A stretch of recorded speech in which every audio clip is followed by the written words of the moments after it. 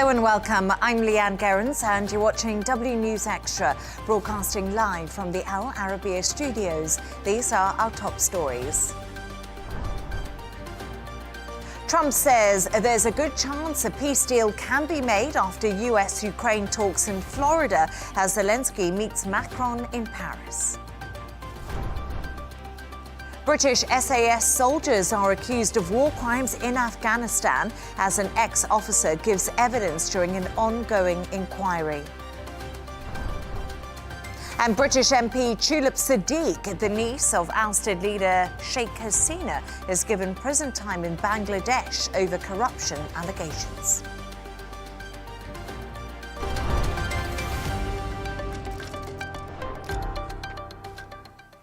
Now, Ukraine's President Volodymyr Zelenskyy is in Paris today as peace talks continue to end the war. It follows a weekend of meetings between the US and Ukraine in Florida, which US Secretary of State Marco Rubio called productive. Speaking on board Air Force One, President Donald Trump says there's a good chance a deal could be made. Take a listen. A lot of people are being killed. Last month, we had 27,000 people killed in that ridiculous war that should have never happened. It would have never happened if I were president. Ukraine's got some difficult little problems. They have some difficult problems. But I think Russia would like to see it end, and I know Ukraine would like to see it end. There's a good chance we can make a deal. To discuss this and all of today's stories, I'm joined by Managing Director of This is Dubai, Michael Jabri-Pickett, and Al Arabiya's senior presenter, Rawia Alami. Rawia and Michael, great to have you with us today. Thank you. And I just want to talk about, there's been a lot of diplomacy going on when it comes to ending the war. How do you think these talks over the weekend went? Well, to be honest with you, we don't know much. We only know what came out in the statements, official statements of the different parties involved. We have the Europeans, we have the Ukrainians, and we have the Americans. Let's start with the Ukrainians. Now, the Ukrainians' tone was a bit cautious talking about these talks. Having said that, they did describe it, President Zelenskyy described these talks as as constructive, let's say, not very. Yet he said that there are a lot of sticky and tough issues that remain unresolved. He did say also that, you know, the Ukrainian delegation is coming back to Europe, and once they brief him on everything that went on during the talks, then he would decide on the next course of action. Yet there were sources close to the Ukrainian delegation that said apparently these talks were not easy at all. The Americans, they seem to be more optimistic. We just saw what President Trump said. He talked about a good chance of having a deal, even though he pointed out that Ukraine is dealing with some difficult problems, and he's referring to the corruption scandal. Marco Rubio also talked about good constructive talks, yet he also emphasized that what they are discussing is not just the end of the war, but to create a setup that would ensure Ukraine's long-term prosperity. So this is what we know so far. It depends on the next step. There are things to watch for in the next week. We have Witkoff and Jared Kushner are going to Moscow. This will be very telling. I think we should watch out or look out how involved Putin is going to be with them, basically talking to them or not. That's going to be very telling. Also, what happens on the ground in the battlefield next week is going to be very influential. As we saw in the past, during those talks, there were like an escalation from the Russians on the battlefield, and that also, of course, compromises the negotiations. And Michael, let's talk a little bit about what we can expect this week. Rawia just touched on it, but it's also good to say that Zelenskyy met Macron today in France, and I thought a line that came out from him was quite interesting. He says Ukraine's priorities are security guarantees and maintaining sovereignty. We know where Ukraine stands, but we're going to see Witkoff in Moscow with Jared Kushner and Vladimir Putin. This is the moment we've all been waiting for, because I think the U.S. and Ukraine coming to a meeting of the minds and having a deal that they're both comfortable with, that doesn't seem like it's so impossible. The impossible part is taking Vladimir Putin's 28-point plan, bringing it down to 19, going into Moscow, and Steve Witkoff, Jared Kushner, as we know, they are not diplomats. They are not experienced, seasoned men who know what it is to talk about the relationship that has existed for so long between Russia and Ukraine, and also to be able to empathize when necessary about where the other country sits in the mind of the other leader. So they're going to be, Jared Kushner and Steve Witkoff are going to be presenting Vladimir Putin with this peace plan, this 19-point peace plan. And that will be, tomorrow will be incredibly telling, because for the 45, 46 months of the war, we have not heard Vladimir Putin talk about, he doesn't go on social media, he doesn't talk too often to the media like Donald Trump does. So we don't know what he's thinking. And we don't, the sense, though, analysts have said, is that Vladimir Putin wants a surrender rather than a compromise. And when you're negotiating the end of a war, both sides are going to have to compromise. And it's interesting because we're almost at a stalemate diplomatically. Like, we've seen a push for the last week really hard from the US delegation. We saw Ukraine agree to the framework of a peace plan last week. And it seems to be the difficulties are getting Russia on side, like you did say. And that's where it becomes really tricky. And we haven't heard from Vladimir Putin himself, but we've heard from Sergei Lavrov, who's, of course, within the Kremlin and very close to Vladimir Putin. And they don't want to move away from that 28-point framework because they said that is basically what we agreed in Alaska. So it's going to be difficult to get them to the table. And I think the big question is, what leverage does the US have over Russia in order to make this happen? Well, I would say the US has a lot of leverage. They just don't, they choose not to use it. We've talked about the billions in frozen Russian assets that are in G7 countries. There's 140 billion euros that are in Belgium. We also know that there is real sanctions that Donald Trump could levy that he's decided not to. And these are points that Donald Trump has talked about, certainly with the sanctions. He's talked about perhaps using them, but he's done that for months, and he hasn't lowered the boom like he could. And I think until he actually does something, I think Vladimir Putin feels comfortable sort of playing him. I don't think, I completely agree with you. I don't think the Americans have sort of squeezed the Russians enough or as much as they could to basically secure this deal. But if we go back to a point that you mentioned, Michael, I think it's very important that both Jared Kushner and Steve Witkoff are not seasoned diplomats. They don't have experience in that field. And even when, if you remember, Steve Witkoff was appointed as the envoy of President Trump, whether it be to the Middle East or to Russia, all eyebrows were raised that what does he know about these issues, let's say in the Middle East. But then again, at the end of the day, a peace deal, they were able to negotiate a peace deal in the Middle East, in Gaza, both of them, Steve Witkoff and Jared Kushner, even though their background is more commercial. But then this is the strategy of the Trump administration in everything, in every diplomatic endeavor they're trying to do, especially ending wars and brokering deals between conflicting parties.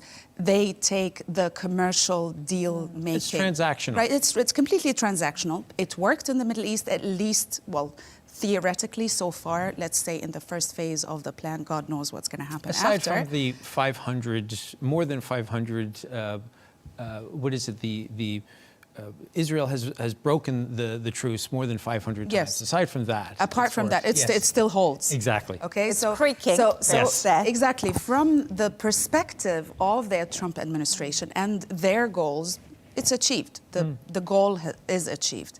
But from a diplomatic standpoint, would that really lead to a lasting peace, to a long-term prosperity, as Marco Rubio is talking about for Ukraine? Now, that is quite questionable. And I do think that, you know, we're talking about sticking points and leverage. And I think that the main sticking points do remain these security guarantees and does remain the sovereignty of Ukraine. And I think this is where the Europeans have been really instrumental. We talk a lot about the Europeans. We talk about the coalition of the willing. We talk about just the coalition of the talking. They've done so much talking, but I actually think in this respect, they stepped up to the plate and they got that 28-point peace plan that Witkoff had agreed to, amended. Yes. And that seemed to have really favoured Russia if you looked at the original plan. Yes. So I think the hope now is that Witkoff and Kushner can go to Moscow and not sell Ukraine down the river, because Europe has managed to have some leverage on them. But then again, I mean, we have to remember that the Europeans have been sidelined and kind of left out of all of these talks. You know, that involve the Ukrainians and the Americans. Yeah. Actually, some of the talks did not even involve the Ukrainians. Kaja Kallas had a statement saying that, you know, the Europeans feel very frustrated about this, yet they are confident that Ukraine will be able to stand up for itself, meaning will not accept But they're concessions. still buying oil and gas from Russia, and this has been a big stain when it comes to Europe in this negotiating, because we know Donald Trump doesn't like these big blocks of countries like the EU. You know, he's made that pretty clear, and BRICS and loads of other things. And I think, you know, Europe, took a long time to step up to the plate. But like you say, Kaja Kallas, they're very frustrated, and they finally seem to have done something. And I think it's because the European leaders, you know, Donald Trump throws things out of whack because he doesn't approach diplomacy in the traditional way. Whereas all the European leaders would expect that the US president would involve them in negotiations. And so when Donald Trump didn't, when he would have so many conversations with Vladimir Putin, or when he would berate in February the Ukrainian president in the Oval Office, the European leaders are left to wonder what's just happened. And before they could recover, they were already starting to be sidelined, where Donald Trump realized he would say, well, when he campaigned, he said, you know, first day in office, I'll solve this. If I was president, this war wouldn't have started. And so he has a very different approach that's so unconventional. And the European leaders are still trying to think in conventional ways. And that's left them by the side of the road. Definitely, but all eyes will 100% be on that meeting and lines we get out of that tomorrow. So thank you for your thoughts on that. Let's move on to another story now. British special forces have been accused of committing war crimes in Afghanistan during the US-led coalition against the Taliban. A former officer has told an ongoing public inquiry that nothing was done despite it being widespread knowledge. And that's a story that we're seeing unfold today in the UK. It's been picking up steam over the weekend. Michael, how did this inquiry come about and what has it found? So as a journalist, I'm going to say that this is a proud moment, I think, for journalists. This is what good journalism can actually do. This was the BBC documentary that was aired in December, I believe, of 2022. They had people looking at all of the records that the SAS had put forth, and then they had people verifying what was happening on the ground. And they didn't match up. There were too many instances where people were being captured and then going for grenades or going for a weapon. And then when they would look at what the forensic photographs, things just wouldn't match up. The number of dead with the number of weapons.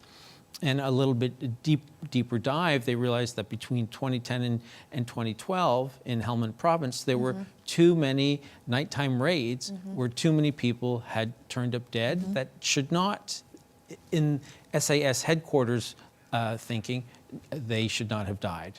And that led to the government's opening up this inquiry, and some more information has just been released over the weekend where some of the men on the record talking without their names, talking about what it is that they experienced and what they thought was actually happening and how it was probably illegal in their minds.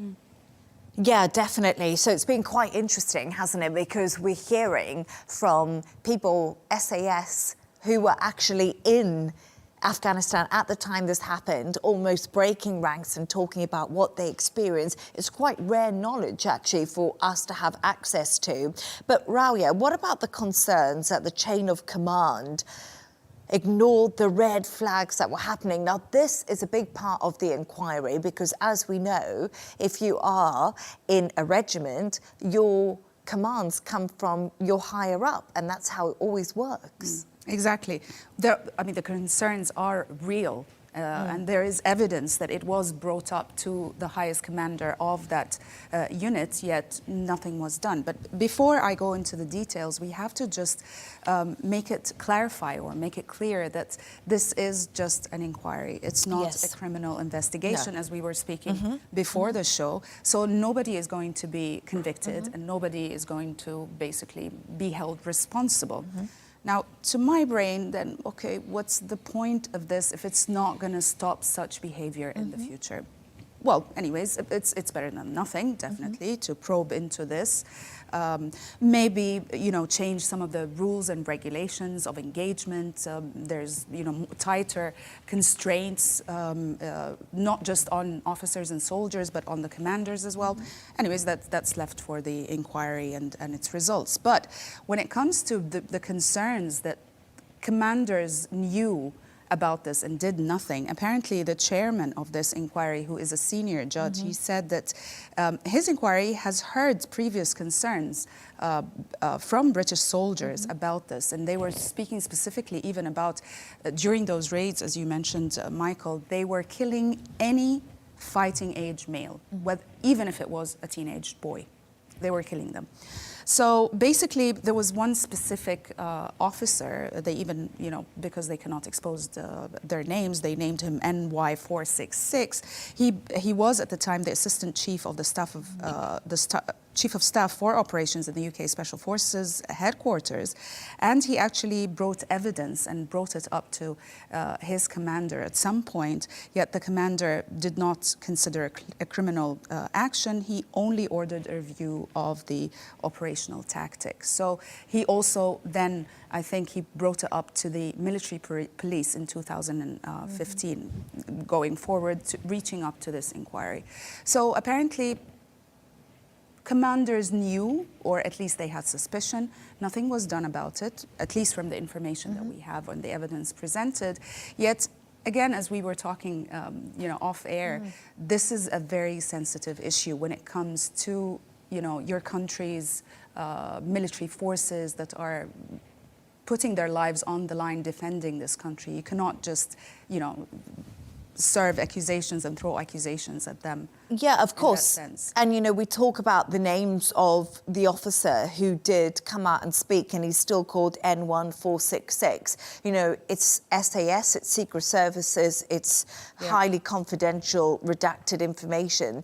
But, we talk about a reckoning, and I think that this inquiry is a reckoning in some ways for people to realise that there needs to be fundamental changes. But also, it's reputation. We talk about people putting their lives on the line for their country. British forces have some of the best reputation in the world, and this has to be damaging to some extent. It does have to be damaging, and I think getting back to the idea of good journalism, much to your point about making sure that there's a record, and it's one of the things that we do as journalists is we need to keep an official record. And it is important when you're going into combat that you are keeping your troops accountable. Even if you're not naming names, you're also sending the message that there is a proper way to operate. Yeah, definitely. And I think that there are reputations that are at stake, but I also believe that when you hear Americans talk about the relationship that they have with Canadians and also with the SAS members, they speak incredibly highly of them, and there are certain groups within certain countries' militaries that their reputations are a little bit more impressive. And I think SAS is one of the most highly reputable, unless we get into the forces that are above them that no one really speaks about. But I also wonder what this means for the people of Afghanistan, because their country went through so much. We're talking about UK forces in Afghanistan. We're talking about US forces. Things were really difficult for them. So maybe an inquiry like this can give them some sort of peace of mind that if anything was to happen in the future, there has been a little bit of accountability for those people who went through a lot too, just the normal civilians. I mean, just in recent... We're not talking about the Taliban, we're talking about, you know, our normal civilians in Afghanistan. I mean, the Afghans, I mean, in recent history, the British, the Americans, but I mean, if you go a bit further, the Soviets as well. I mean, they did. Yeah. Yeah. So, I mean, yeah, it's definitely good for the Afghans. Some kind of, you know, as you said, reckoning, some kind of them at least getting some of their rights at least to. Because I think what does happen is once this inquiry is finished, you do probably, if the inquiry finds that there was unlawful actions taken and extrajudicial killings did take place, you probably then have, you know, the UK government apologizing to the people of Afghanistan, if not to the government themselves. And those things, again, for the record, those things do matter. No, thank you so much for your thoughts on that. Let's move on now to another story. And the UK MP, Tulip Siddiq, has been sentenced to 2 years in prison in Bangladesh over corruption allegations. She was found guilty of influencing her aunt, ousted Bangladeshi Prime Minister Sheikh Hasina, to secure lands on the outskirts of Dhaka. Siddiq, who lives in London, rejected the claims and is unlikely to serve the sentence. Rawia, this has been a really interesting story that we've been seeing bubble away in UK politics for a really long time. And let's talk about what the latest is, because we had some news out this morning. Yes. Well, Tulip Siddiq is a British Labour MP. She still is. She's the former Treasury Minister. And as we explained, she was sentenced to 2 years in prison on the charge that, well, she was found guilty of corruption, basically for influencing her aunt, because she is the niece of the ousted Prime Minister Sheikh Hasina, that she influenced her to buy a piece of land, a plot of land for her family, namely her mother, who is the sister of Sheikh Hasina. So we were talking earlier, and Michael, you brought the point correctly, that why the two sisters need the niece to, you know, as a mediator between them, and that's a good point. But anyway, so this is the situation. The Siddiq responded to this, and she said she denied all the allegations. She actually named the trial or the court as a kangaroo court, and she said that she was basically collateral damage in a political context where so many cases have been brought against Sheikh Hasina, against any of her associates, and against her family members. If you remember, when the sentence of Sheikh Hasina, which is death penalty, basically came out a few weeks ago, and we talked about it on this show. At the time, we talked about the tribunal that tried her, and probably it is the same tribunal that is basically now issuing this verdict and this sentence against Tulip Siddiq, that it is basically a political tool that Sheikh Hasina set up to persecute her opposers or her opponents, and now it is being used against her. So this is basically they're framing it, the family is framing it as political persecution, nothing more. And also, Tulip Siddiq, I've known for a long time, coming from the UK and covering the political scene there. She was really up and coming in the Labour Party and in UK politics. She's still the MP for Highgate. So she and Hampstead. And Hampstead, so resigned from her cabinet job. I feel somewhat like, what is her future in government and in politics? Yes, Sheikh Hasina is her aunt, but now she's got these links, and it's not a good look for reputation or anything like that. So I would say that for most people it would not be a good look, but based on the way that Tulip responded today, I think that she has still a bright future. She handled herself incredibly well. I think from all the do's and don'ts of a PR recommended response, she was incredibly powerful. She was passionate. She addressed all of the issues. She laid out her plan. She said, I've hired a solicitor here. I've tried to hire a solicitor in Bangladesh. He went to the court. He was intimidated. I'm easy to find. They very easily... I work in the Houses of Parliament every day. They very easily... I work in the Houses of Parliament every day. They very easily, the government of Bangladesh could have sent along documents that were required for her. She said, Tulip Siddiq said, that the only way I know about this is through the media. And she went point by point. And I thought she did a passionate job, as well as an incredibly informed job. She didn't come across as though she was being defensive. I thought she handled it well. So I think her future is still bright. And I would also say, and maybe this comes across as inappropriate, but that's okay. I will go down that road. I don't know that the Bangladesh legal system right now has the best reputation. And I think that some of Tulip's accusations rang true. It's political point scoring, some people would argue right now in Bangladesh after we see Sheikh Hasina sentenced to death. She's obviously in exile in India, and we know Tulip Siddiq now has been sentenced to 2 years.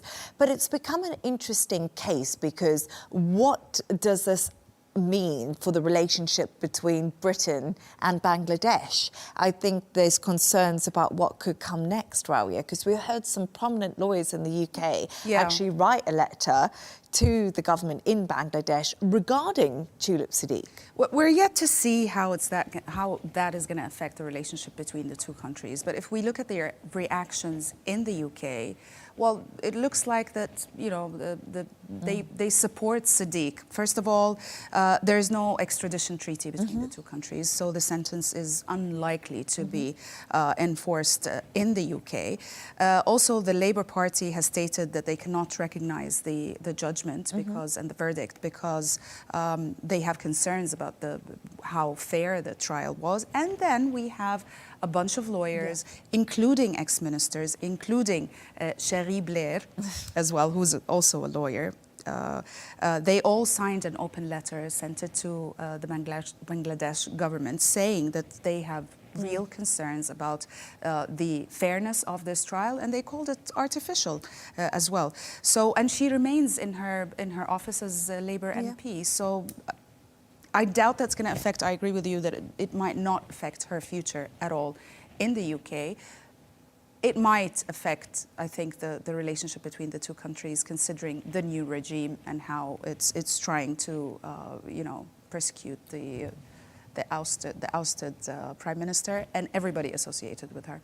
But let's see what happens, because I also agree with you, Michael. We haven't really heard much from Tulip Siddiq. She came out today confident in her defence, always denying the allegations. And I'm sure it's not the last we hear of the story. But thank you for your thoughts on that. Let's move on now. Airbus operations are returning to normal today after announcing the modification of most of its A320 fleet.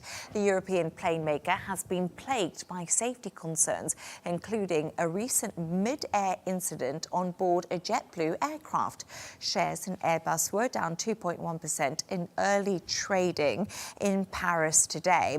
Michael, early trading, I don't know, they might have changed a little bit at the close, but this has been such an interesting story because Airbus did this humongous recall, 6,000 planes, that's massive, and it seemed quick and necessary, and it seemed to be over before we even knew it had happened. You're absolutely right. I mean, I was doing some research on it, and I couldn't find the updated story because it had all worked as smoothly as you could possibly imagine. That, and we know this from a journalist point of view, that sometimes the build-up before the event is bigger, and then once the event happens, you go, well, it went as according to plan. There's nothing to cover. There's no news. And for Airbus, it was spectacular. I think that they got ahead of the story. They recognized, because of this incident on October 30th, that there's something had to happen. They, as you said, the recall, the biggest recall in Airbus's history, and 6,000 planes were affected, the A320. But they also, you know, we don't expect this from corporations. We don't expect corporations to say there was a small issue that we need to address, and so it's going to affect stock prices, 2.1% you said. But I think it did something that's in the long run even better, which is it will have boosted consumer confidence as well as the clients who are purchasing Airbus to know that even if there is the potential for catastrophic financial implications, the company is making the right decision. And that has to make everybody who's flying on an Airbus, especially, I wonder, if we look at Airbus's main rival.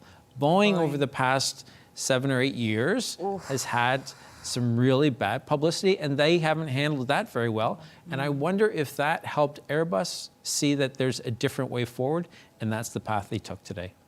Actually, some journalists, they actually commented that they actually learned from the Boeing experience. Airbus did, and that's why they handled this, as you said, much better, in a much more efficient way. And it was over, as you said, before we knew it. Yeah, barely knew it had happened.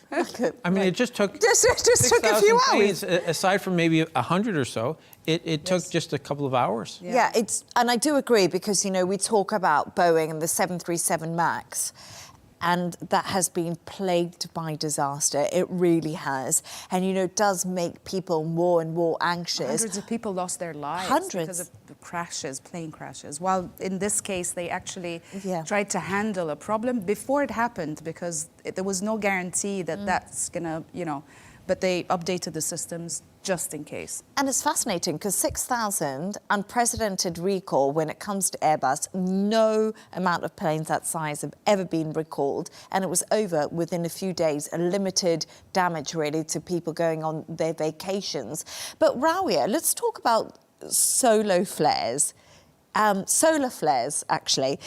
Really, how could they intervene with aircraft software, and how vulnerable is the modern jet that we would get on a lot, actually, you know, if we think about it? Well, I'm not a space weather. Me neither. Sorry, I feel like people are watching this thinking they have no idea. I know. I didn't realize that solar, you know, rays can actually do this to a plane. But apparently, from what I understand, what happened is that in October, the plane we were talking about, it was JetBlue A320 jet plane, basically, suddenly dipped the nose. So what happened was that during that time, there was a burst of intense solar activity that actually hit the aircraft with very high energy particles, okay? So what happened is that these particles, they caused a glitch in the computer system. It's called, the glitch is called, there's a term to it, a bit flip. So basically, what happened is that the jet's key flight controller computer had the glitch, and therefore it corrupted very important data. So with the bad data, when the bad data was processed by the computer, the computer thought that the plane was stalling in mid-air. So in order to save it from falling, you basically, from physics, you dip the nose and you leverage the gravity, basically, to regain momentum and then, you know, fly up again. And that's exactly what happened. There was nothing wrong with the plane, but the computer read it in that way. Now, the thing is that you know, as you mentioned, Michael, some of the planes, the newer planes, they just needed a software update, while the older planes needed hardware replacement, new computers. The thing is that the new planes, they have multiple computer systems, and these computer systems, they cross-check each other. So therefore, if there's a glitch naturally in one of them, then the other computers will override them. And then you have also the ability of the pilot to override the entire computer system of the plane. And that's exactly what happened on this flight, that the pilot noticed that they were going for a nosedive for no good reason, and therefore he overrode the autopilot, and he took control of the plane and flew it up again. Nerves of steel. But that could happen. They are trained for that, apparently, for exactly well, that. I would hope so, yeah. For exactly that. And that's actually, it makes me feel that probably, being a pilot is not a job that's going to be taken over by AI. Well, you can't because of these situations. Yeah, well, you can't just sit on autopilot. Literally putting it into context, that over. Or having the pilot at home sort of flying the plane through a joystick. I mean, you do have, I have friends who are pilots, and they'll talk about, you do sit there, but the plane does do an awful lot of the flying on its own. But you're there for emergency, and you have to have nerves. You're there for such situations, exactly. I mean, if the pilot did not take over the system, they would have crashed. They're nose diving to the ground, basically. It's so interesting, isn't it? Because it's always just a glitch in the matrix. And that's what they try to sort out there. But like we said, over and done. Done. Best PR stunt ever. Anyway, it's that time of the show where Michael and Rawia share their stories of the day. And Michael, we're going to go loop back to Donald Trump, because what's news without Donald Trump? And what's happening with his MRI scan? Donald Trump has this amazing skill that he can take a health checkup and turn it into a bit of a news story. And there's a little bit of drama there. And I think it's because of his time as a reality TV star. He did it for about a decade. And I think he recognized that there was always value in the cliffhanger. There was always value in having people tune in next week. And so what he's said, and I would ask, if you didn't know this was a health checkup, and he said, I'll release it. If you want it, I'll release it. Now, he was talking about his MRI scan and about his health checkup in general. And the White House wouldn't say why he had an MRI on which part of his body. He said he didn't know which part of his body had the MRI. In fact, he even went so far as to say, I don't know, but it was perfect. Which, of course, with Donald Trump, it would be perfect. Of course. But we do know, for instance, that the cardiac imaging is normal. He is in excellent health, and there's no evidence of arterial narrowing, which I assume is the arteries leading into the heart to make sure that everything is pumping as it should be pumping. And we can all rest assured that Donald Trump is in tip-top. So just before we came on air, we got those news that no evidence of arterial narrowing, as he said. Cardiac imaging was normal. He's in excellent condition. But that's why we're talking about it. Yeah, but I want to say something. Donald Trump is nearly 80 years old. And he's a man who loves his McDonald's. And he's 79. Right, and Cokes and fizzy drinks. And it does not look like he's in the gym very often. No, actually, he has an aversion to sports generally. I don't know, but for me, I look at Donald Trump and I don't think he sleeps. He works all the time. He must be... he's on social media all the time. But he must have something going on. He travels the world. He's always holding pretty good meetings. Style. He's got serious stamina, Donald Trump. That's true. I do think he does. But if I remember correctly, there was an article last week in one of the American newspapers, one of the big ones, probably New York Times or Washington Post. They were talking about, sources are saying that he had slowed down. Oh, for sure he has. Definitely slowed down. But he's probably just slowed down shorter days, less hectic work schedule. They were talking, quoting sources because of his age. But he seems to be, for his age, in excellent health maybe condition. he's just slowed down to like normal, what we're used to, not Donald Trump level. But we've got to move on. Go on, Michael, quick. Well, I was just going to say that at 79, you can't be in front of the media for 15 minutes every day and people not able to dissect the good and the bad. Yeah, like everyone has a slow day. Absolutely. Monday. Not even 80. I mean, if you're 50. Sometimes we all have bad-looking ankles. Yeah.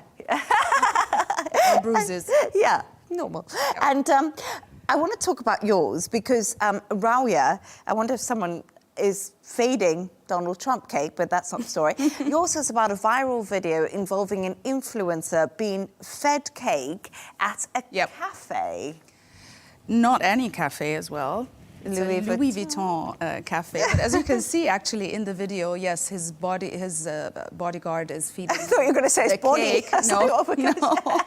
But he's drinking by himself, which is quite surprising. I like that. He picked up the matcha. I know. Now, the Post says that he is Jack Ma's son, the richest man in China. Yeah. But if you read the comments, everybody was saying this is not Jack Ma's son. Jack Ma's son is in his 30s, and the entire family is usually extremely low profile because they're afraid he would be, kidnapped for ransom and all that.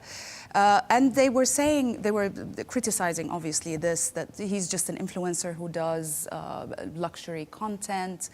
They do that only for, for reach and for followers and likes and all of this. I mean, whoever is interested should read the comments. I mean, they were hilarious. And Jack Ma himself, quite an understated guy. He is. When it comes to big, rich billionaires, Jack Ma's one that you see very rarely, doesn't speak very much. So when I saw this video and said it was J Ma, one of the comments I loved underneath it is just like, what a sad life. Can you just imagine going into a restaurant and someone feeding? It's a bit sad, isn't it? It is. It's absolutely sad. But I think that people are so desperate for their, as Andy Warhol said, their 15 minutes of fame or 15 seconds of 15 fame. seconds. You know, they absolutely will do anything so that the camera will be on them and they'll go viral. Yeah, I mean, he's an example. He's one of many people that, I mean, the lengths they would go for followers, for likes, are just ridiculous. But I mean, this entire thing, people feeding you and stuff, I mean, I think it's just so against human nature. I mean, you know, our intrinsic system of reward and happiness and the release of dopamine comes from achievement, from you doing things, not... I don't know, Rawia. I mean, he's very comfortable, but not necessarily very happy. I don't know, I could be married to his dad and be fed cake, I must say. I don't like cake. Okay, all right. Anyway. I'll be fed something else. Oh, okay. Thanks to our guests, Managing Director of This Is Dubai, Michael Jabri-Pickett, and Al Arabiya Senior Presenter, Rawia Alami. And that's all from us on W News Extra. Don't forget to subscribe to our YouTube channel. Of course, follow us on X. Goodbye. Have a lovely evening. Thank you to our guests.